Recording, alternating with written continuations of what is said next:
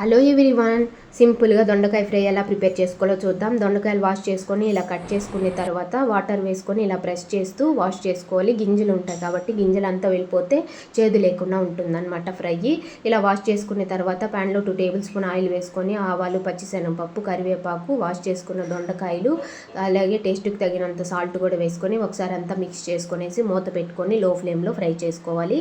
తర్వాత మూత తీసుకొనేసి అటు ఇటు సైడ్కి తోసుకొని దొండకాయల్ని మిడిల్లో కట్ చేసుకున్న ఆనియన్ కూడా వేసుకొని మూత పెట్టుకొనేసి మళ్ళీ ఒకసారి ఫ్రై చేసుకోవాలి. ఇలా అంతా ఒకసారి మిక్స్ చేసుకొని లో ఫ్లేమ్లో పెట్టుకొనేసి ఇలా గోల్డెన్ బ్రౌన్ కలర్ వచ్చిన తర్వాత దొండకాయలు, ధనియాల పొడి, కారం వేసుకొని పచ్చివాసన పోయేంత వరకు అంతా ఫ్రై చేసుకొని కొద్దిగా వాటర్ వేసుకొని 2 మినిట్స్ పాటు వాటర్ అంతా ఇంకిపోయేటట్టు ఫ్రై చేసుకున్నామంటే దొండకాయలు ఫ్రై అయితే రెడీ అయిపోతుంది. ఒకసారి మీరు ట్రై చేయండి. Thank you for watching. Please subscribe to my channel. Bye.